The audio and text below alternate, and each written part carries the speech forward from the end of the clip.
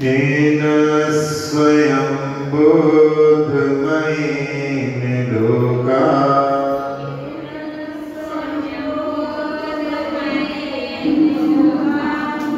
आशासिता केचन वित्तकार्ये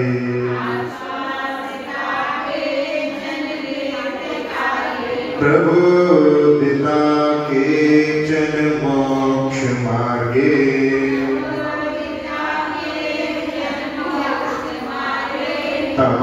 तवादिनाथं प्रणमामि नित्यम् इन्द्रादिभिः क्षीरसमुद्रतोयै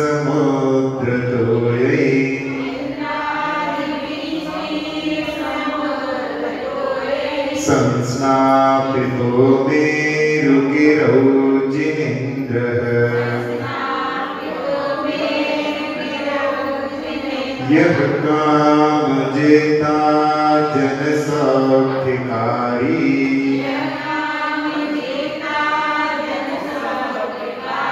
तं शुद्धभावादजितं नमामि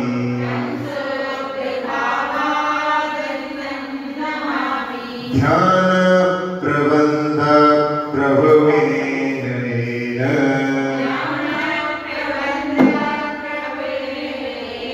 निहत्य कर्म प्रकृतिः समस्ता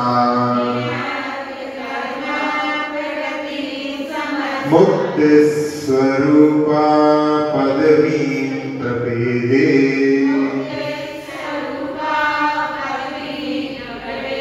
तं शम्भवन्नोमि महानुरागा स्वप्ने यदीया जननी क्षपायाम्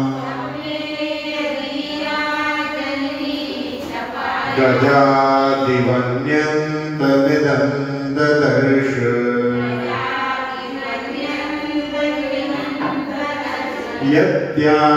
यत्यातयत्याह गुरुपरोऽयम् नौमि प्रमोदादभिनन्दनन्तम्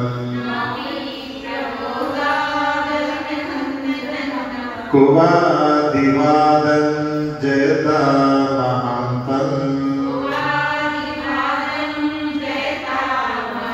नय प्रमाणैर्वचनैर्जगत्सु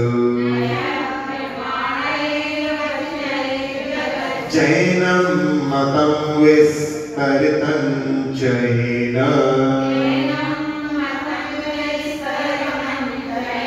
तं देवदेवं सुमतिं नमामि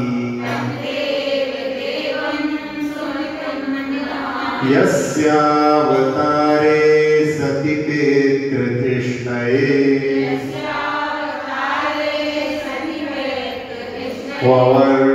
ववर्षरत्नानि हरेर्निदेशा धनाधिपः षण्णवमासपूर्वम्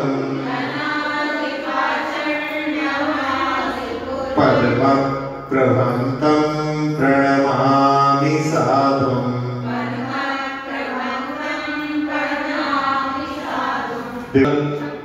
ये लघु स्वयंभू स्तोत्र या 24 तीर्थंकर की स्तुति प्रारंभ की थी, जिसमें पहले काव्य में कि जिन्होंने स्वयं ज्ञान प्राप्त करके कुछ लोगों के लिए वित्त कार्य यानी आजीविका के षट कर्मों को सिखाया और कुछ लोगों को मोक्ष मार्ग में प्रबुद्ध किया, जागृत किया, ऐसे आदिनाथ भगवान को मैं सदा प्रणाम करता हूँ। दूसरे काव्य में कि जो काम जेता है और सभी जीवों के सुख प्रदाता हैं, जिनका इंद्रों के द्वारा क्षीर सिंधु के जल से मेरु के ऊपर अभिषेक हुआ है, ऐसे अजितनाथ भगवान को शुद्ध भावों से मैं नमस्कार करता हूँ। फिर तीसरे काव्य में कि जिन्होंने ध्यान के निरंतर प्रभाव से समस्त कर्म प्रकृतियों को नष्ट कर दिया है और मुक्ति स्वरूप को प्राप्त किया है, ऐसे संभवनाथ भगवान को महानुरागा यानी महानुराग के साथ में नमस्कार करता हूँ। फिर जिनकी माँ ने रात्रि में गज से लेकर के वन्नी अंत तक ऐसे 16 स्वप्नों को देखा और उनके फलों को बताते हुए पिता ने कहा कि वो परम गुरु तुम्हारे पुत्र बनेंगे, ऐसे 9 अभिनंदनाथ भगवान के लिए प्रमोदा यानी हर से मैं नमस्कार करता हूँ।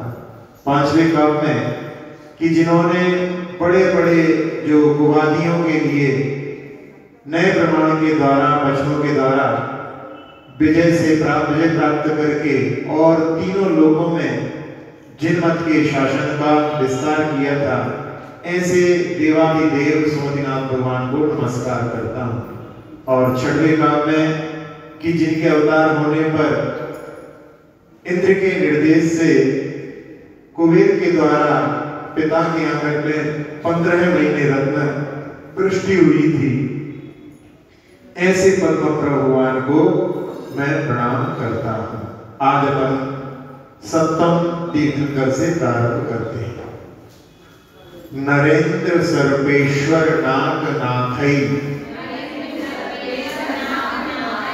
वाणी भवन्ति जगृहे सुचित्ते यस्यात्म बोधः प्रतितः सभायां महं सुपार्षं नमामि।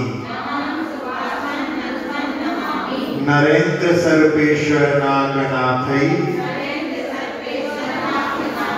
वाणी भवन्ति जगृहे सुचित्ते यस्यात्मबोधः प्रतितः सभायां महं सुपार्षं नमामि। नरेंद्र सर्वेश्वर नागनाथई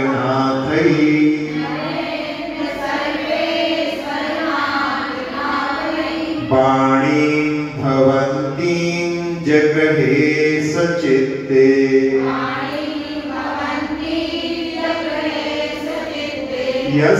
यस्यात्मबोधः प्रथितः सभायां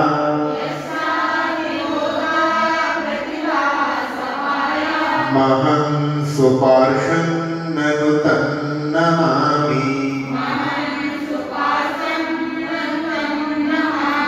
नरेंद्र सर्वेश्वर नागनाथई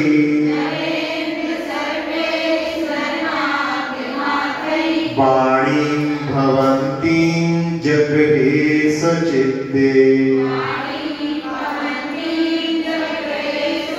यस्यात्मबोधः प्रतितः सभायां महं सुपार्षं नमामि। पढ़िए।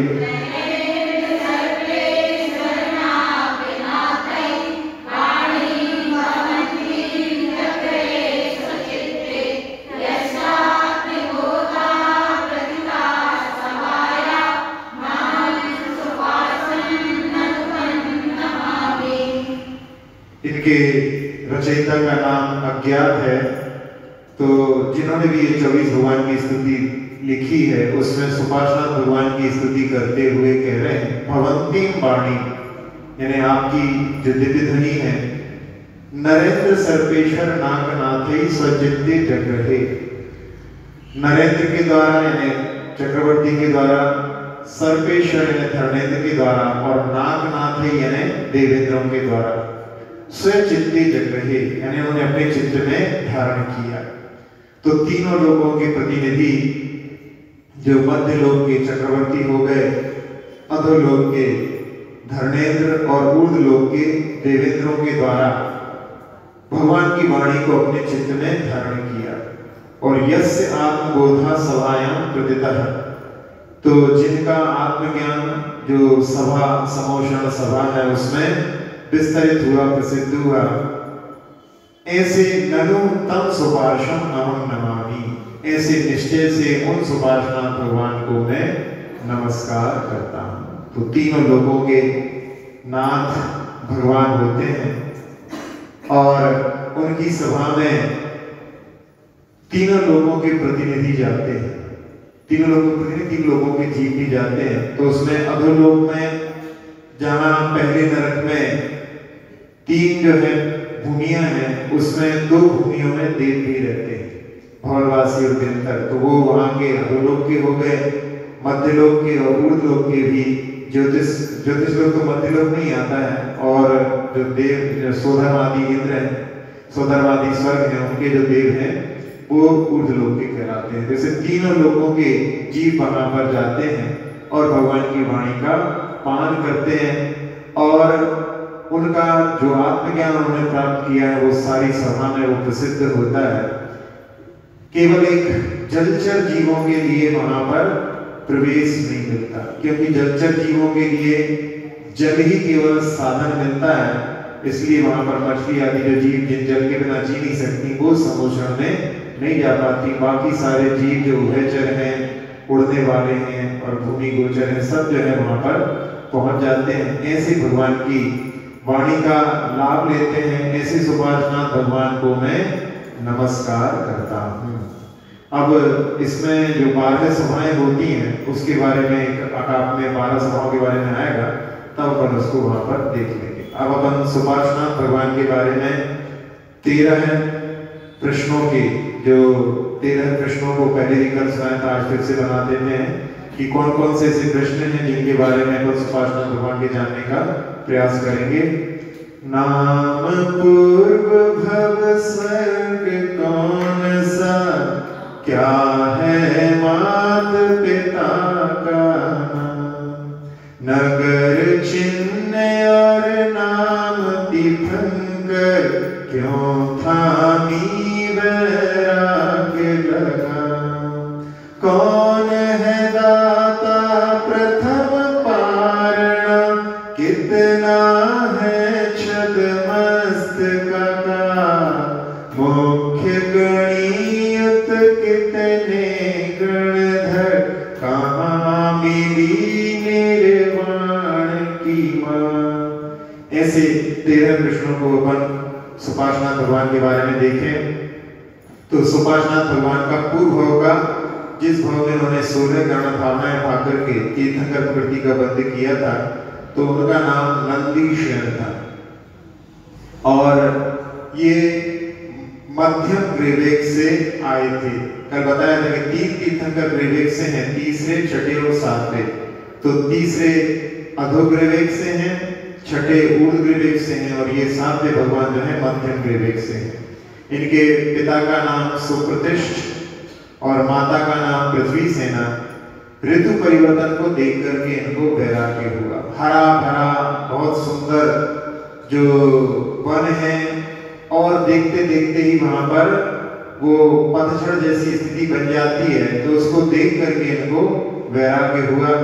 और इनका जन्म सुपार्षनाथ भगवान का काशी नगरी में हुआ, और इनका चिन्ह साथिया, स्वस्तिक भी बोलते हैं जिसको, उनका चिन्ह है। और महेंद्र दत्त राजा के यहाँ पर इनकी पारणा हुई पहली, और 9 वर्ष तक छद्मस्त रहे। और इनके 95 गणधर थे, बल को आदि लेकर के। मुख्य गणधर का नाम बल था। और कौन से कूट से मुक्ति हुई है? प्रभास कूट की, प्रभास कूट समय शिखर से इनकी मुक्ति हुई है।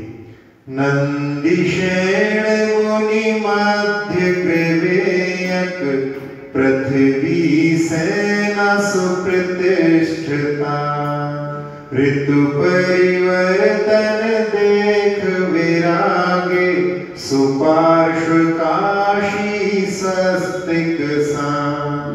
दत्त महेंद्र गुणी थे दाता, जिनवर बने वर्ष नौबा, बल आदि पंचानव गणधर, कूट प्रभास से मुक्ति नाम। अब अपन चंद्र भगवान के चरणों में चलते हैं। सत्प्रातिहार्यातिशय प्रपन्नो, गुण प्रवीणो हत दोष संगः, यो लोक मोहांध तमः प्रदीपः, चंद्र प्रभंतं प्रणमामि भावात्। सत्प्रातिहार्यातिशय प्रपन्नो, गुण प्रवीणो हत दोष संगः, यो लोक मोहांध तमः प्रदीपः, चंद्र प्रभंतं प्रणमामि भावात्। सत्प्रातिहार्यातिशय प्रपन्नो,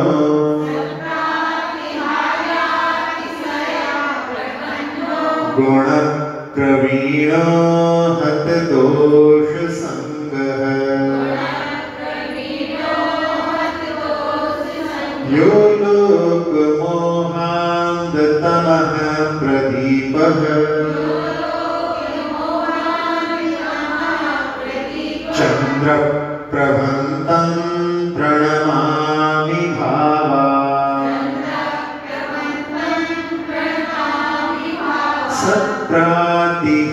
सत्प्रातिहार्यातिशय प्रपन्नो,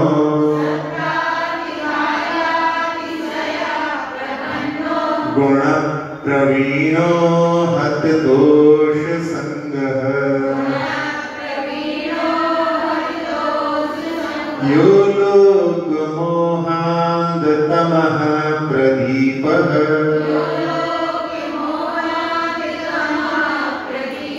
चंद्र प्रभंतं प्रणमामि भावात्। पढ़िए।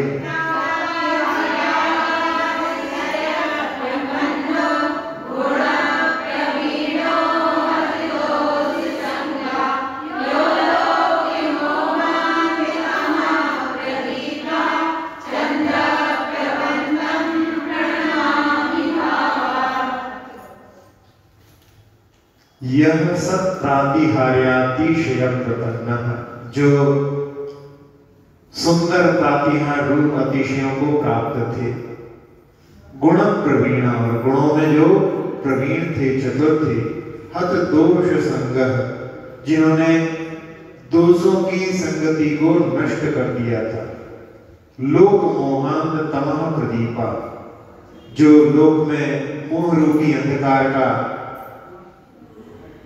व्याप्त है सब जगह पर, ऐसे लोक के मोह रूपी अंधकार को नष्ट करने के लिए जो प्रदीप यानी प्रकृष्ट दीप यानी केवल ज्ञान से युक्त थे, अलौकिक दीपक थे। तम चंद्र प्रभं भावात् प्रणमामि, ऐसे चंद्र भगवान के लिए भावपूर्वक मैं नमस्कार करता हूं। तो 8 प्रातिहार्यों से जो बहुत सुंदर थे, उनसे युक्त थे। आचार्य गौरभद्र महाराज ने उत्तर पुराण में 8 प्रातिहार्यों का वर्णन किया है, जिसमें सिंहासन, सिंह नीचे आसन में वहां पर लगे रहते हैं। तो उसमें आचार्य महाराज उपमा कर रहे हैं कि सिंहों ने क्रूरता के माध्यम से 5 पापों का जो संचय किया है, उसको दूर करने के लिए, उसको ही नष्ट करने के लिए मानव उनके शरण में आकर के उनके भार को उठाने का प्रयास कर रहे हैं। फिर दूसरा जो प्रातिहार है भामंडल इनकी दृष्टि से, तो उसमें कि देदीप्यमान केवल ज्ञान की कांति ही उनके आकार में ढल गई हो, ऐसा हो आभामंडल का प्रभाव।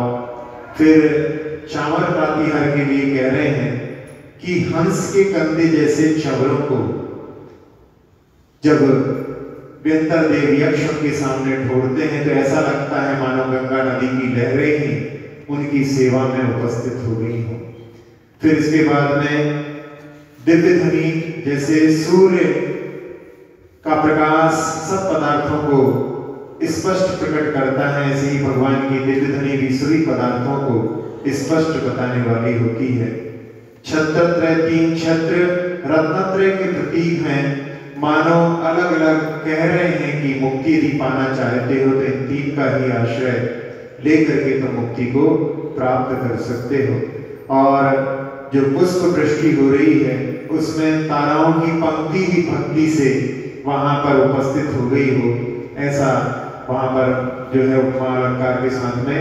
और अशोक वृक्ष में वो शोक से, आपकी समीपता से, शोक से रहित हो गया है और उसने शोक को छोड़ दिया है, प्रसन्न हो गया। उस प्रसन्नता को वो अपने पत्तों के द्वारा, फलों के द्वारा वहां पर प्रकट कर रहा है।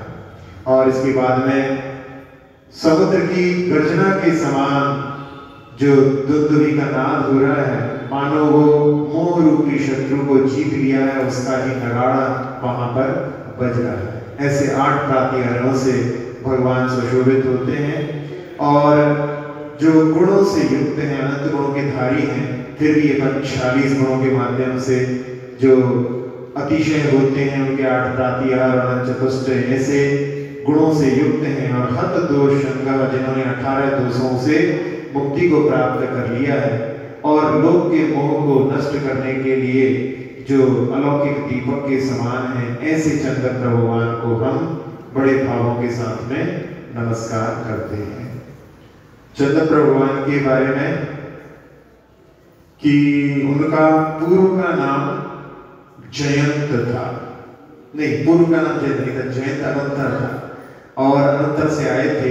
पूर्व का नाम उनका पद्मनाभ और महासेन उनके पिता का नाम और लक्ष्मणा उनकी माता का नाम।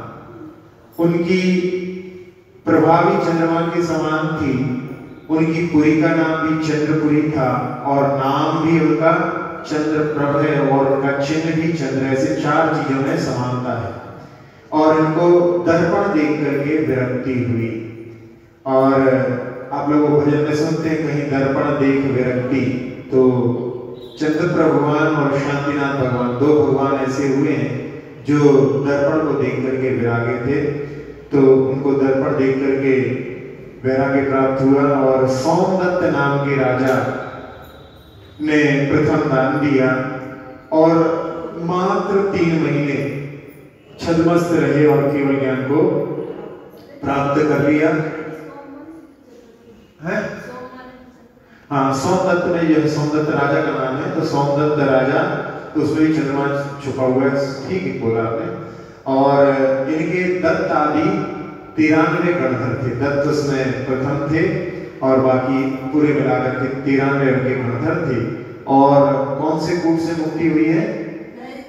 ललित कूट से, जो सबसे अलग हट करके है, वहां से उन्होंने मुक्ति को प्राप्त किया। ऐसे चंद्र भगवान के लिए जयंतनोत्तर पद्मनाभ मुनि महासेन लक्ष्मणा के लाल, प्रभा चंद्र समपुरी नाम चिन्ह, दर्पण देख मुनि पदमान, सोमदत्त नृप प्रथम है दानी, जिन बर बने पिता त्रैमास, दत्त आदि तेरा नव गणधर, ललित कूट से सिद्धिवास।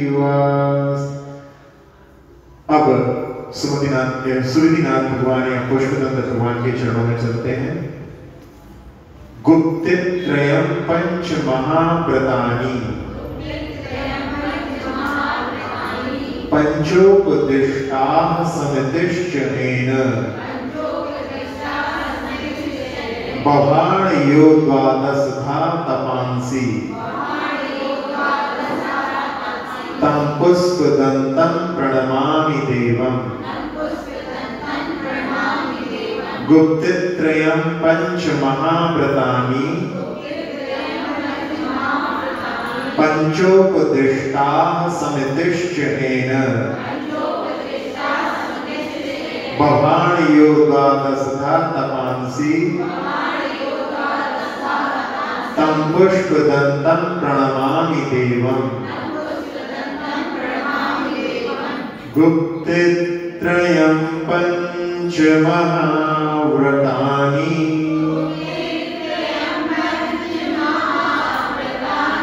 पंचोपदिष्टा समितिश्चनेन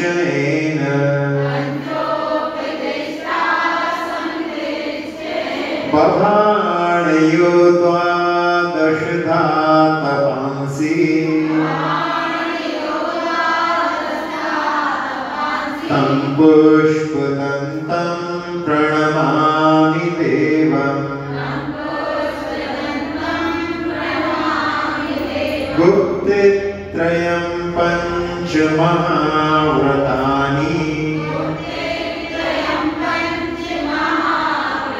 पंचोपदिष्टा समितिश्चनेन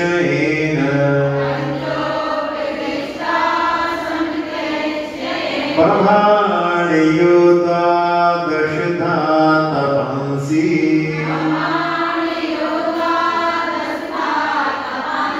तं पुष्पदन्तं प्रणमामि देवम्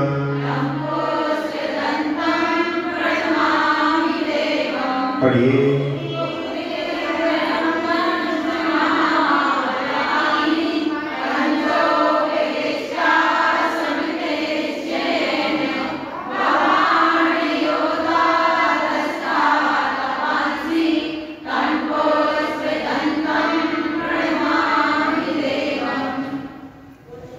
एन गुप्तित्रयं पंचमहाव्रतानि पंच समिति उपदिष्टा, जिन्होंने तीन गुप्तियां, मन की गुप्ति, वचन की गुप्ति और काय की गुप्ति। मन की गुप्ति, मन को अशुभ भावों से बचाना, और वचन की गुप्ति, मौन रखना, यदि श्रावक की भूमिका में तो हित मित प्रिय बोलना, वो भी गुप्ति श्रावक की इस दृष्टि से। और काय गुप्ति, अपने अंगोपान को स्थिर रखना या हिंसा ना हो, इस प्रकार के कार्य करना। तो ये गुप्तियां। और 5 महाव्रत, अहिंसा महाव्रत, जहां पर षटकाय के जीवों की पूरी तरह से विराधना से रहित होते हैं। फिर सत्य महाव्रत, जिसमें किंचित भी झूठ नहीं। फिर अचौर्य महाव्रत, जिसमें कि श्रावक तो बिना दिए हुए, वहां पर कहते हैं जलवृतिका बिन और ना ही कछु गहे अदत्ता। श्रावक के लिए उसमें वहां पर जल और मिट्टी को वो ले सकता, लेकिन साधु उनको भी नहीं ले सकते। यदि कहें आप कि जब शुद्धि के लिए उनका प्रयोग करते हैं तो उस समय वहां पर जल, जैसे झरनों का जल का प्रयोग कर सकते हैं, लेकिन उसका प्रयोग पेय के लिए नहीं कर सकते, शुद्धि के लिए कर सकते हैं। तो उसका लेना और वहीं पर छोड़ देना हो गया। और इसी प्रकार से शुद्धि के लिए यदि राख आदि लेते हैं या कुछ मिट्टी के आदि जो प्रासों को लेते हैं, तो वो भी वहीं छूट जाते हैं, तो उनका नहीं लेना ही होता है। तो ऐसे जो है अचौर्य महाव्रत। इसके बाद में ब्रह्मचर्य महाव्रत, जो पूरे ब्रह्मचर्य को पालन करते हैं। और इसके बाद में अपरिग्रह महाव्रत, जिसमें कि पूरे परिग्रह को तीर्थस्नादि परिग्रह नहीं रखते हैं। वो 5 महाव्रत होते हैं। 5 समितियां, जिसमें ईरिया समिति देख करके, 4 हाथ जमीन देख करके चलते हैं। फिर भाषा समिति, हित मित प्रिय बोलना। ऐष्णा समिति, आचार्य मार्ग के अनुसार भोजन करना। और इसके बाद में आदान निक्षेपण समिति, देख करके सामान को उठाना रखना, जो अपने शास्त्र आदि है, पीछी कमंडल है। और साथ साथ में जब बैठते हैं स्वयं को भी कहीं पर रखते हैं तो उस समय भी परिमार्जन करना। अब आपको ऐसे में लगेगा कि हमने कह दिया पिछी कमंडल को, सबसे पहली बार जब पिछी उठाई जाती है तब उस समय में उसका परिमार्जन नहीं किया जा सकता। सुबह सुबह जब पिछी उठाते हैं तो उस समय में उसका परिमार्जन कैसे करेंगे? यदि उस पिछी को उठाने के लिए दूसरी पिछी रखेंगे तो फिर उस पिछी को उठाने के लिए फिर किसका परिमार्जन, फिर पिछी रखना पड़ेगी, तो वो अनवस्था दोष हो जाएगा। तो मुख्यतः से वहां पर पहली बार तो पिछी को ऐसे उठाते हैं, लेकिन उसके बाद में सारे परिमार्जन के माध्यम से ही कार्य करते हैं। और आखिरी में विसर्गया प्रतिष्ठापना, मलमूत्र आदि का क्षेपण प्रासुक जगह पर करना, ये 5 समितियां ये भगवान के द्वारा उपदिष्टा इन्हें कही गई।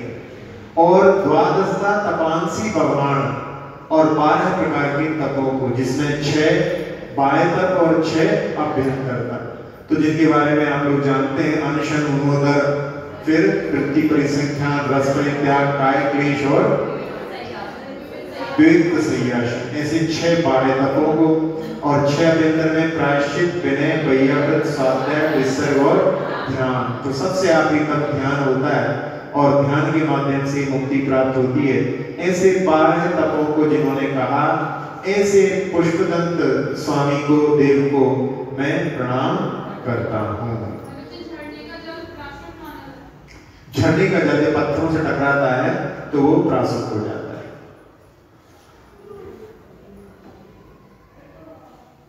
पुष्पदंत भगवान का दूसरा नाम सुरदिनाथ भी है। हाँ, उनका पूर्व भव का नाम था महापद्म, जो अगले तीर्थंकर बनने वाले हैं महापद्म उनका भी नाम है। इनका पूर्व भव का नाम महापद्म था। प्राणत स्वर्ग से च्युत होकर के आए थे। इनकी माता का नाम जयरामा और पिता का नाम सुग्रीव। कौन सी नगरी है?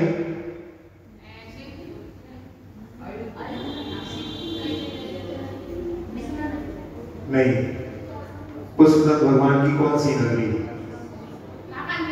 काकंदी। हाँ, और इनका चिन्ह हाँ मगर, और इनको वैराग्य हुआ उल्कापात से, और सबसे पहले आहार दिए नर्मदा भक्ति से पुष्यमित्र राजा ने, और 4 वर्ष तक छद्मस्त रहे। इनके 88 गणधर थे, जिसमें विदर्भ मुख्य थे, विदर्भ नाम के गणधर मुख्य थे। और कौन से कूट से मुक्ति प्राप्त हुई? स्वयं प्रभ कूट या सुप्रभ, ऐसे 2 नाम आते हैं, वहां से इन्होंने मुक्ति को प्राप्त किया।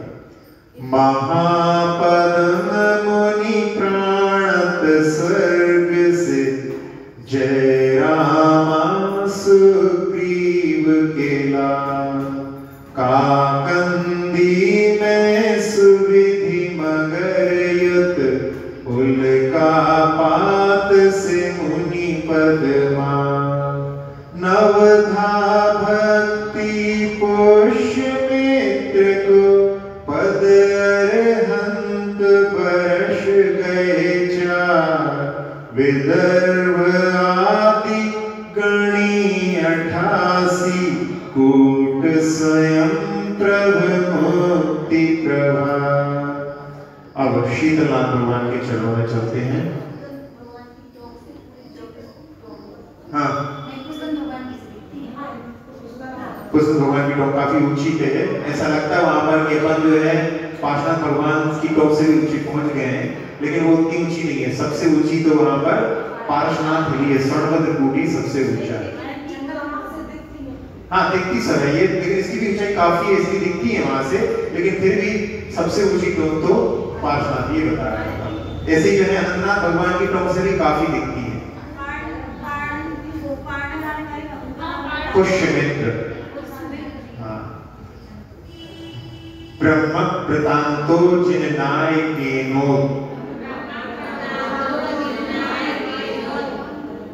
इसमें जो है थोड़ा यतिमत जैसा होता है, नायकेनो तमक, ब्रह्मा पढ़ाया पहली बार रहे, अपने आप तो पढ़ लेते हैं, पूरा काट पढ़ने में दिक्कत नहीं आती, लेकिन यहाँ पे इसमें बीच में तोड़ना पड़ता है ना 8 के बाद में। तो ब्रह्म वृतांतो जिननायकेनो,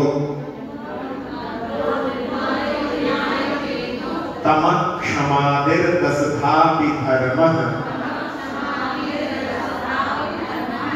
एन प्रयुक्तो व्रतबंध बुद्ध्या तंशीतलं तीर्थकरं नमामि। ब्रह्मवृतान्तो जिननायकेनो तमक्षमादिर्दशधापि धर्मः तेन प्रयुक्तो व्रतबंध बुद्ध्या तं शीतलं तीर्थकरं नमामि। ब्रह्मवृतान्तो जिननायकेनो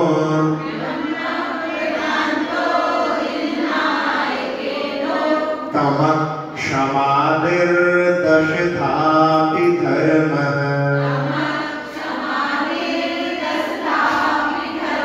तेन प्रयुक्तो व्रतबंध बुद्ध्या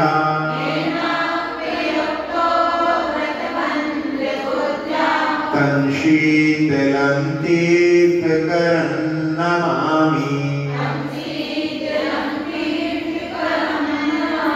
ब्रह्मव्रतान्तो जिननायकेनो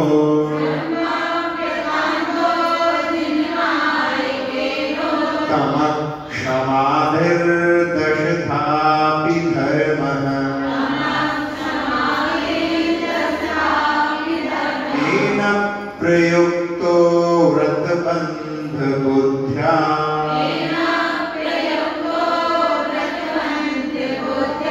तं शीतलं तीर्थकरं नमामि।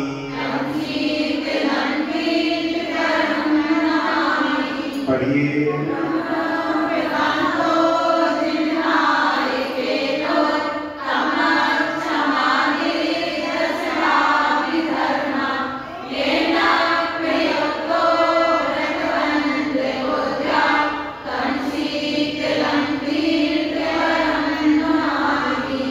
इसको यति भंग बोलते हैं। यहाँ पे उत्तम शब्द है, संधि हुई उसकी, तो वो केनो में ऊ चला गया उसका, और तम जो है वहां पर अलग हो गया, तो ये यति भंग कहलाता है।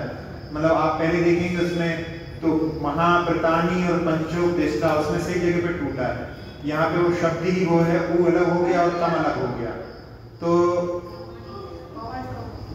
ऐसे में जो है वहां पर यति भंग कहलाता है। ये दोष माना जाता है, लेकिन फिर भी कभी कभी काव्यों में मजबूर हो जाते हैं, वहां पर जो रचना करने वाले होते हैं, तो वहां पे कभी कभी यति भंग भी आ जाता है। एन जिन नायकेन, जो जिनों में नायक थे यानी प्रधान थे, ऐसे जिनेंद्र भगवान ने व्रतबंध बुद्धिया, व्रतों को धारण की बुद्धि से उत्तम क्षमादि ब्रह्मा व्रतांतम, उत्तम क्षमा से लेकर के और ब्रह्म जहां पर सबसे आखिरी 10वां जो धर्म होता है वो ब्रह्मचर्य होता है, तो वहां तक ब्रह्मचर्य व्रत पर्यंत तक 10दा धर्म अभी प्रयोगता, 10 प्रकार का धर्म भी वहां पर प्रयोग में लाए। तम शीतलम तीर्थकरम नमामि, ऐसे शीतलनाथ भगवान को मैं नमस्कार करता हूं। तो उनके 10 जो अंक हैं उस बात को यहाँ पर लेकर के कि व्रतों की धारण की बुद्धि से, क्योंकि इन व्रतों का पालन करने के लिए 10 लक्षण धर्म का पालन करना आवश्यक है, तभी व्रतों की वहां पर शुद्धि हो सकती है। तो इसलिए उन 10 लक्षण धर्मों का यहाँ पर वर्णन आया है कि, और क्योंकि 10वां अंक जो है शीतलनाथ भगवान का, ऐसे 10 धर्मों के साथ में उनकी स्तुति की गई। 10 लक्षण धर्मों की व्याख्या तो आप लोगों ने जो है विशेष रूप से सुनी है। फिर भी उसमें 10 लक्षण धर्मों में पहले 4 धर्म तो आप सभी लोग जानते हैं कि कषायों के अभाव से प्रकट होते हैं। तो क्षमा धर्म कौन सी कषाय से? क्रोध कषाय के अभाव से। फिर मार्दव धर्म मान कषाय से। फिर आर्जव धर्म माया, और शौच धर्म लोभ से। शुचिता धर्म जो है लोभ से, लोभ कषाय के अभाव में उत्पन्न होता है।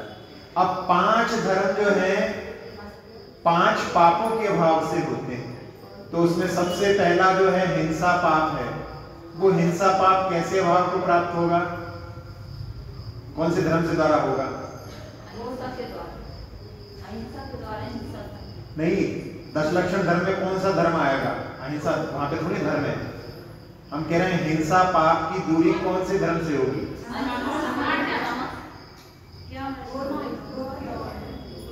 क्रोध के अभाव में तो क्षमा आएगी। हम कह रहे हैं 5 जो है धर्म, 5 पापों के अभाव में होते हैं। तो उसमें सबसे पहला पाप हिंसा है। हिंसा पाप का अभाव कौन सा धर्म करेगा? ऐसा थोड़े क्रम से दिए कि तुम्हारे जो हिंसा के साथ इसी तो पूछ रहे, नहीं तो सीधा सीधा होता तो कोई भी बता देता है। संयम के द्वारा जो है, संयम में वहां पर पूरे जो जीव हैं उनकी सबकी वहां पर विराधना को दूर किया जाता है। तो वो अहिंसा धर्म की प्रतिष्ठापना करता है या हिंसा पाप से निवृत्ति दिलाता है। अब आपसे पूछें कि असत्य धर्म, तो अब आपको उत्तर देना चाहिए कौन सा? सत्य धर्म, सीधा सीधा है। फिर इसके बाद में चोरी को कौन दूर करेगा?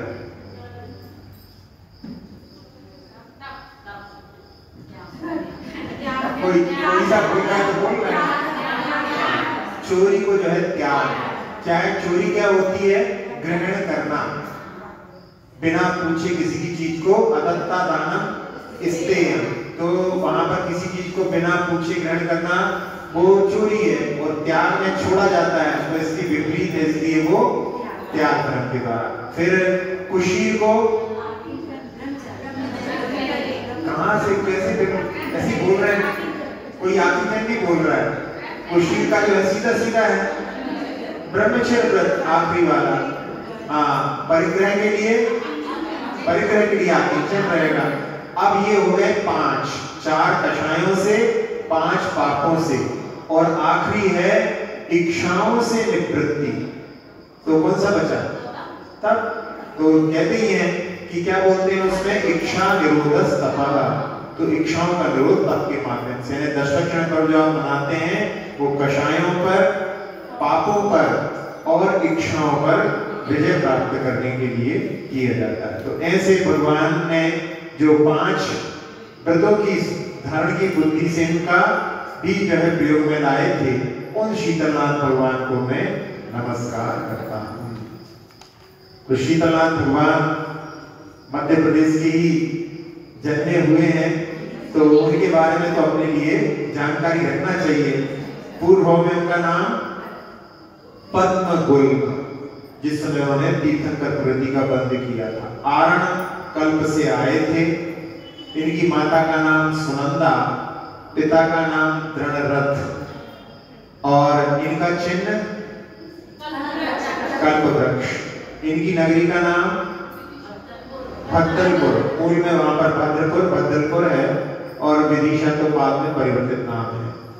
इनको वैराग्य हुआ तुषार हटने पर। तुषार जो ओस छा जाती है उसमें पूरा जो है दिखाई तक नहीं देता, उसके हटने पर उन्होंने कहा कि सूर्य भी जो है जिसके द्वारा प्रभावित हो जाता है, ऐसी तुषार जो पाला कहलाता है, जब वो हटता है तो उसको देख करके उनको वैराग्य की इतना प्रभावी भी वहां पर उसके द्वारा प्रभावित हो सकता है, उनको वैराग्य हुआ।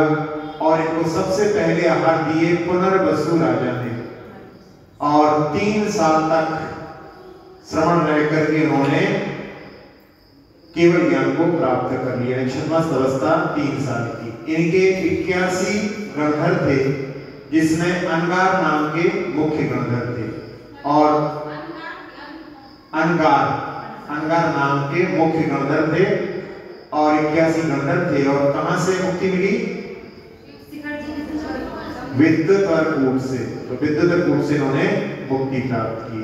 पद्म गुल्म मुनियारण कल्प से, मात सुनंदा दृढ़रथता, कल्प वृक्ष भद्दलपुर शीतल, हटा तुषार देख मुनिना, पुनर्वसून उत्तम दाता, जिन वर बने पिता त्रैसा, गणियन गार युक्त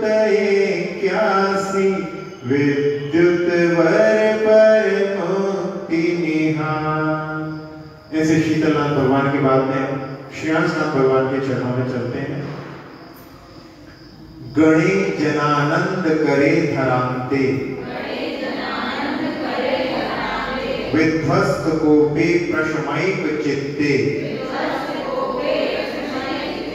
यो द्वादशांगस श्रुतमादिदेशश। हाँ, यहाँ पर जो है द्वादशांग की बात में श्रा है तो वहां पर भी जो है स्वराघात होगा, और देश की बात में भी वहां पर स्वराघात, यदि अपन फ्लो में पढ़े तो स्वराघात। तो यो द्वादशांगस श्रुतमादिदेशश, श्रेयांस मानो विजिनन्तमीशम्, श्रेयांस मानो विजिनन्तमीशम्, गणे जनानंद करे धरांते, विध्वस्त कोपे प्रशमैक चित्ते, यो द्वादशांगस श्रुतमादिदेशश, श्रेयांस मानो विजिनन्तमीशम्। गणे जनानंद करे धरांते,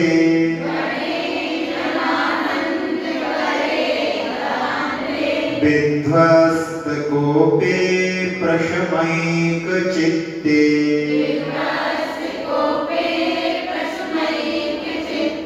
यो द्वादशांगस श्रुतमादिदेशश,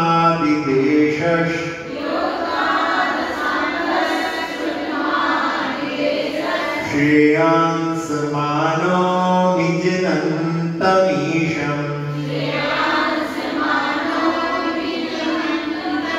गणे जनानंद करे धरांते,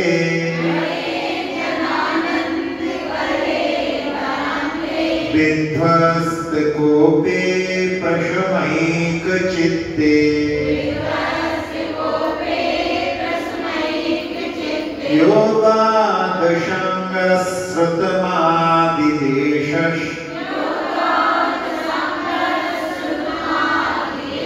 श्रेयांस मानो विजिनन्तमीशम्।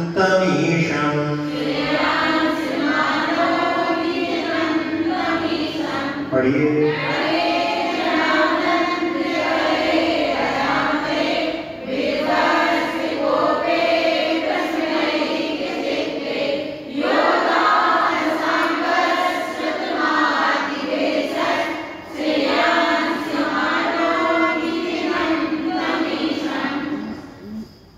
यह विध्वस्त कोपे प्रशमैक चित्ते धरांते, जो कोप को नाश करके, कोप के नाश होने पर प्रशमैक चित्ते, जिनकी कषाएं समन को प्राप्त हो गई हैं, प्रशांत रूप हो गए हैं, एक चित्ते में एकाग्रचित होने पर धरांते जनानंद करे, यानी इस पृथ्वी के मध्य में प्राणियों को आनंद करने वाले गणे, यानी 12 सभाओं में, द्वादशांगम श्रुतम आदिदेशः, यानी 12 अंगरूप श्रुत का जिन्होंने उपदेश दिया। तन श्रेयांस ईशम जिनम आनोमी, ऐसे श्रेयांसनाथ भगवान शिवनाथ भगवान के लिए मैं सब ओर से, आनोमी यानी यहाँ पे आसमता, चारों ओर से, सब ओर से उनको नमस्कार करता हूं। तो जिन्होंने 12 सभाओं में द्वादशांग का उपदेश दिया, कषाय को समझ करके उन्होंने मोह को नाश करके और केवल ज्ञान को प्राप्त किया, और उसके माध्यम से उन्होंने 12 सभाओं को संबोधित किया। तो 12 सभाएं अपन इसमें 12 सभाएं कौन सी होती है? तो सबसे पहले श्रवणों की, गणधरों की सभा, फिर दूसरे नंबर पर कल्पवासी देवियां, फिर इसके बाद तीसरे नंबर पर आरिकाओं के साथ में सारी नारियां, फिर इसके बाद में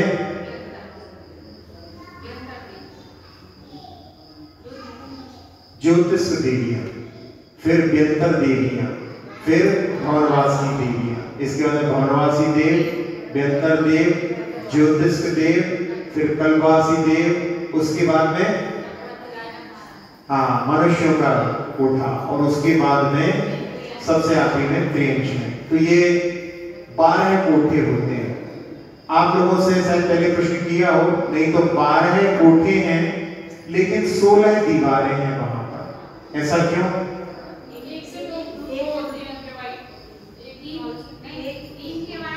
हाँ, 3 के बाद में रास्ता है। जो 4 स्तंभ होते हैं तो वो रास्ते रहते हैं उधर से, तो उसके कारण में वहां पर बीच बीच में जो है 3 के बाद में वहां पर एक एक रास्ता आता है। इस प्रकार से 16 दीवारें हो जाती हैं और वहां पर 12 कोठे होते हैं। अब इसमें एक प्रश्न है कि आरिकाओं का कोठा बाद में है और पहले जो है कल्पवासी देवियों का है, ऐसा क्यों?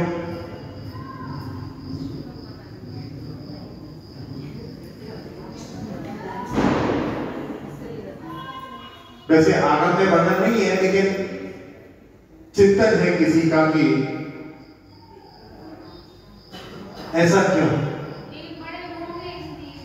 नहीं, बड़े से नहीं, आरिकाएं बड़ी होती, 5वें गुणस्थान वाली होती हैं, वो तो 4थे गुणस्थान में यदि समय दृष्टि है तो होंगे।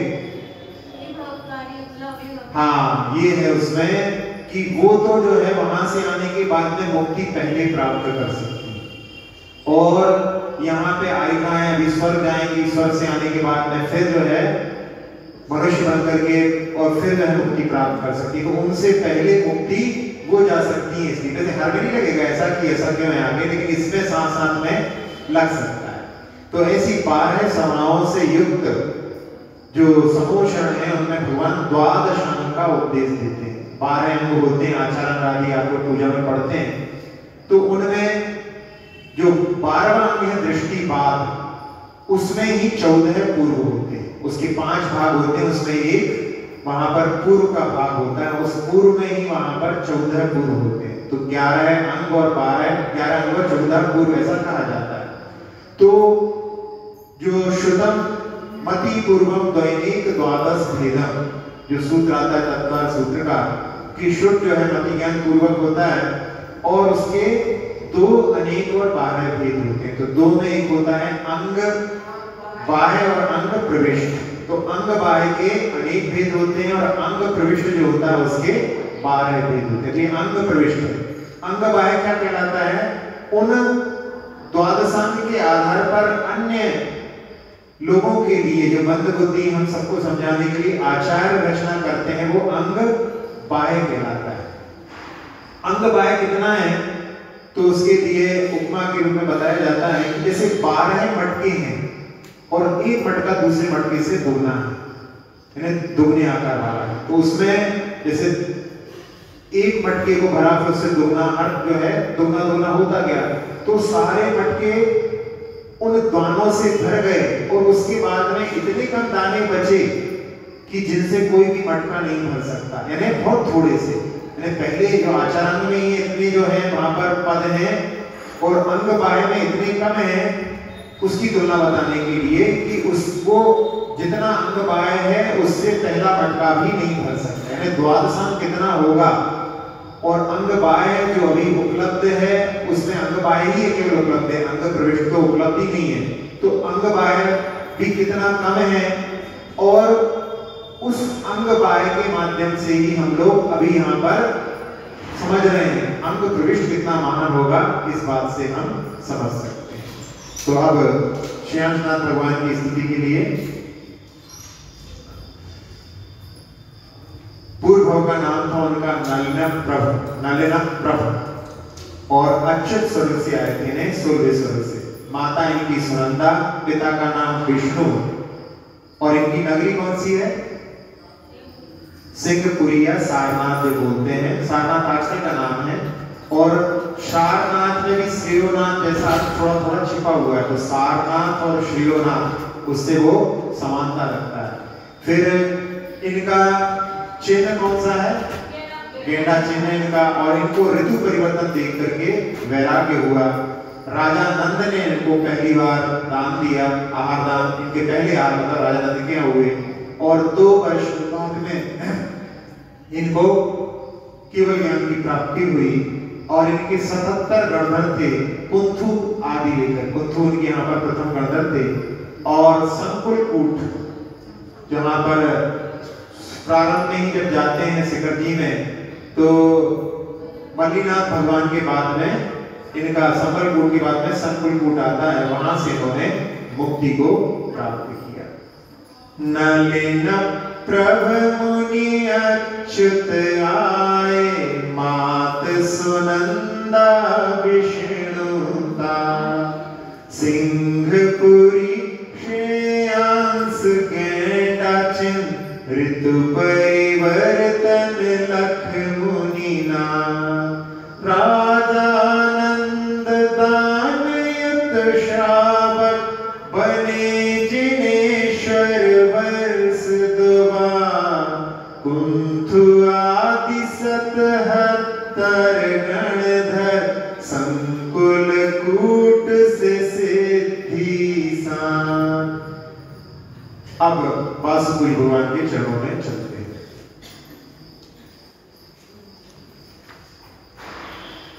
मुक्त्यंगनायै रचिता विशाला, रत्नत्रयी शेखरता चनेन,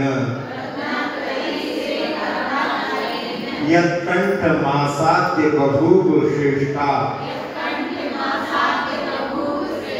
ऐसा वाक्य साथ में भी करना चाहिए। यत्कंठ मासाद्य बभूव श्रेष्ठा, बभूव वायना वहां पे शाखा सरा दो, बभूव श्रेष्ठा, तम वासुपूज्यं प्रणमामि वेगा, मुक्त्यंगनायै रचिता विशाला, रत्नत्रयी शेखरता चनेन, रत्नानि रत्नत्रयी। हाँ, उसमें जो आप लोग रत्ना कर देते हैं तो रत्ना नहीं बोला, रत्नत्रयी। हाँ, रत्नत्रयी शेखरता चनेन, यत्कंठ मासाद्य बभूव श्रेष्ठा, यत्कंठ मासाद्य बभूव श्रेष्ठा, तम वासुपूज्यं प्रणमामि वेगा, मुक्त्यंगनायै रचिता विशाला,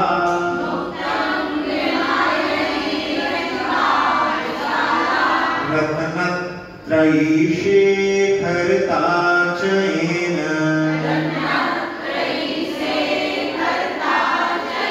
यत्कंठ मासाद्य बभूव श्रेष्ठा,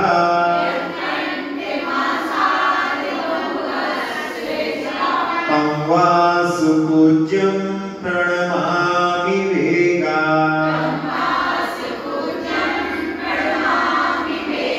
मुक्त्यंगनायै रचिता विशाला,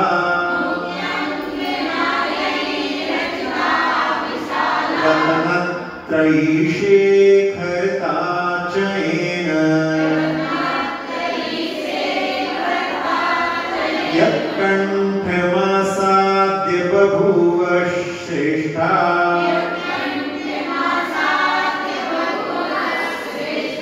तं वासुपूज्यं प्रणमामि वेगा,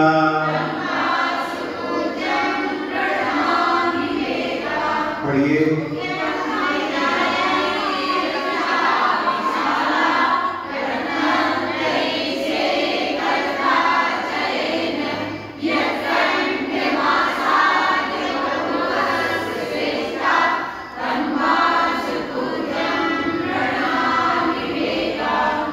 एन मुक्तंगनाई विशाला रत्नत्रयी शेखरता रचिता, जिन्होंने मुक्ति रूपी अंगना यानी वधू के लिए विशाल रत्नत्रयी शेखरता यानी रत्नत्रय रूपी मुकुट की रचना की। उसको प्राप्त करना है, विवाह का जो है जैसे वर होता है तो वो मुकुट पहनता है, तो उन्होंने रत्नत्रय रूपी मुकुट को जो है निर्माण किया, और यत्कंठ आसाद्य श्रेष्ठा बभू, और जिनके कंठ को प्राप्त कर वह मुक्ति रूपी बधू श्रेष्ठ हो गई, उत्तम हो गई।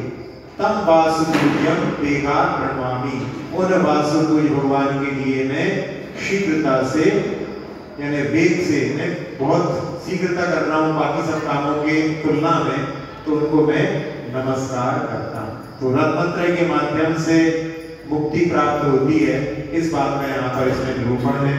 सम्यक दर्शन, सम्यक ज्ञान, सम्यक चारित्र्य, जिसके माध्यम से तीनों की एकता होने पर पहले व्यवहार चारित्र होता है, उसके बाद व्यवहार जो है रत्नत्रय होता है, वही फिर निश्चय के रूप में ढलता है। जैसे उदाहरण दिए थे कि जो पिपरमेंट और अजवाइन का फूल और कपूर, ये तीनों अलग अलग हैं, लेकिन जब मिलकर के वो अमृत धारा का रूप एक धारण कर लेते हैं। ऐसे ही जहाँ पर सम्यक सम्यक ज्ञान, सम्यक चारित्र मिलकर के एक में एक हो जाते हैं, वहां पर अलग अलग भेद नहीं रहता है, वो ही निश्चय का प्रतीक है। जैसे घड़ी में 3 कांटे होते हैं, घंटे के, मिनट के और सेकंड के, और 12 बजे तीनों मिल जाते हैं, वहां पर देखने में अलग अलग नहीं आते हैं। ऐसे ही वहां पर रत्नत्रय के लिए कहा है कि वो निश्चय में ढल जाता है और वो ही मुक्ति के लिए कारण होता है। सम्यक दर्शन, सम्यक ज्ञान, सम्यक चारित्र, तीनों की एकता, एक एक मार्ग नहीं है। कोई कहे कि केवल श्रद्धा से मुक्ति मिल जाए, कोई कहे केवल ज्ञान से मुक्ति मिल जाए, कोई कहे केवल कर्मकांड से मुक्ति मिल जाए, तो संभव नहीं। तीनों की जब एकता होती है तब मुक्ति की प्राप्ति होती है। उसमें उदाहरण के रूप में जैसे कहा जाता है कि डॉक्टर के ऊपर श्रद्धांजलि आवश्यक है, यानी उस दवाई के ऊपर श्रद्धांजलि होना चाहिए, उसके बाद में उसका सही ज्ञान भी होना चाहिए। यदि कोई खाने वाली दवाई लगाए और लगाने वाली दवाई खाए तो रोग के साथ साथ में रोगी भी स्वर्ग सिधार सकता है, और साथ साथ में उसका प्रयोग भी आवश्यक है। आपको पहले एक व्यंग भी सुनाया था कि एक व्यक्ति का रोग ठीक नहीं हुआ और डॉक्टर साहब के पास गया, डॉक्टर साहब हम तो ठीक ही नहीं हुए आपकी दवाई से। तो डॉक्टर साहब ने पूछा कि दवाई ले ली थी, तो उन्होंने कहा कंपाउंडर ने दे दी थी तो हमने ले ली थी। तो हम ये पूछ रहे हैं सीसी खाली थी, तो कहले सीसी नहीं, सीसी पीली थी। तो कहले अरे डॉक्टर साहब सीसी पीली नहीं, दवाई पीली थी। मैंने कहा दवाई पीली थी, नहीं डॉक्टर साहब दवाई को कहाँ पी लिया हो सकता है, पी लिया तो मुझे हुआ है। फिर कहते हैं दवाई ले ली थी, तो कहले उनने दे दी थी, हमने ले ली थी। अरे हम ये पूछ रहे हैं दवाई को मुंह में रख लिया था, तो अरे नहीं डॉक्टर साहब कंपाउंडर ने कहा था कि फ्रिज में रख देना, तो फ्रिज में ही रखी है, तो दवाई खाएंगे नहीं तो कैसे ठीक होंगे। तो ऐसे जो है वहां पर श्रद्धांजलि होना चाहिए और ज्ञान भी होना चाहिए और साथ साथ में उसका प्रयोग भी होना चाहिए। तो तीनों चीजों की जो एकता होती है वो वहां पर रत्नत्रय कहलाता है, और रत्नत्रय के एक होने पर वो निश्चय के रूप में डलता है, वही मुक्ति का कारण होता है। ऐसी बात सब कुछ भगवान के बारे में, पर आज समय ज्यादा हो गया। पद्मोत्तर इनका पूर्व का नाम था। महाशुक्र स्वर्ग से आए थे, जयावती की माता का नाम, और वसु पूज्य इनके पिता का नाम। कौन सी नगरी है? चंपा नगरी है। इनका चिन्ह कैसा है? इनको योग जो है वियोग सहित होता है, ऐसा वहां पर दृष्टि गई, उसके कारण इनको वैराग्य हुआ। और दान प्रथम इनको राजा सुंदर ने दिए, और 1 साल में इनको केवल ज्ञान प्राप्त हो गया। इनके धर्म को लेकर के 66 गणधर थे, और चंपा जो नगरी के मंदारगिरी से इनको मुक्ति प्राप्त हुई।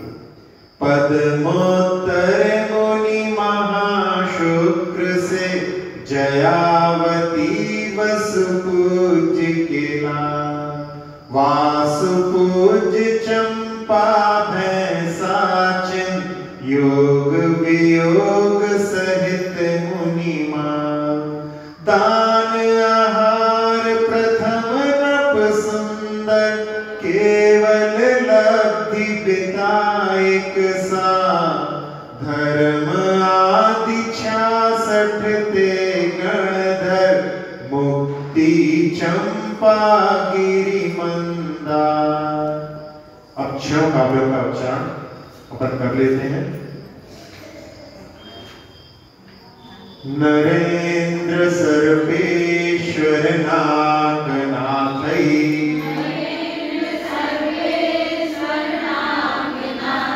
वाणी भवन्ती जगहे सचित्ते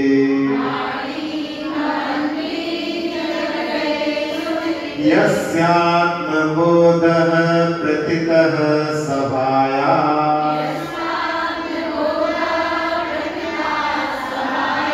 महं सुपार्शं ननु तन्नमामि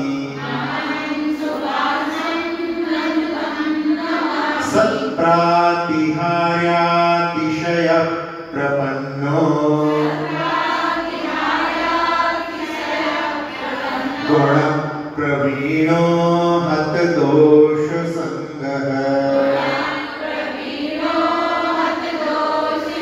यो लोक मोहान्धतमः प्रदीपः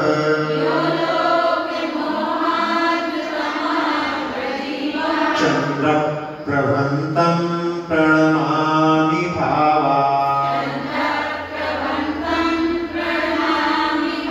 गुप्तत्रयं पंच महाव्रतानि पंचोपदिष्टा समितिश्चयेन बभाणयो द्वादशधा तपांसि तं पुष्पदन्तं प्रणमामि देवम् ब्रह्मव्रतान्तो जिननायकेनो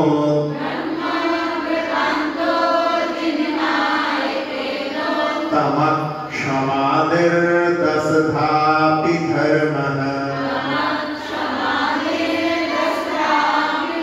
तेन प्रयुक्तो व्रतबन्धबुद्ध्या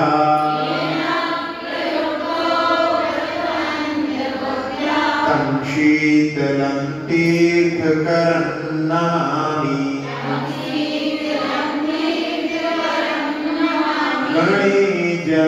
गणेशजनानन्दकरे धरान्ते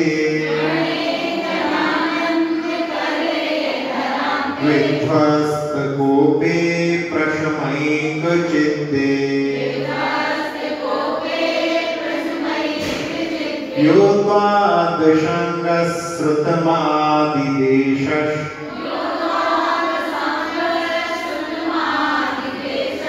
श्रेयांसमानो विजिनन्तमीशम्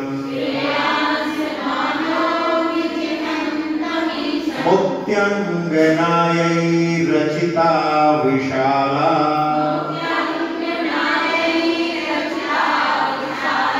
रत्नत्रयी शेखरता चयेन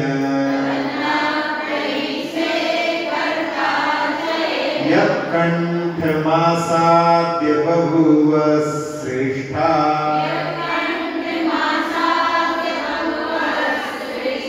तं वा सुपूज्यं प्रणमामि वेगात् अक्षर पद मात्रा से दूषित वचन अगर महीन रहे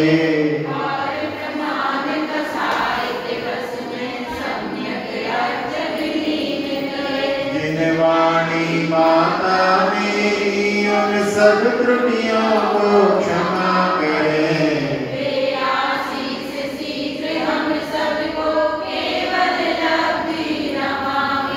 प्राप्त हमें हो बोधि समाधि परिणामों की शुद्धि हो।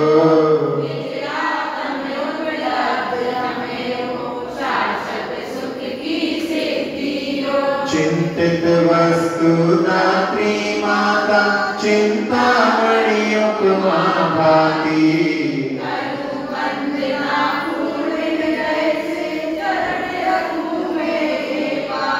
कर जिन वाणी स्तुति तन की ममता का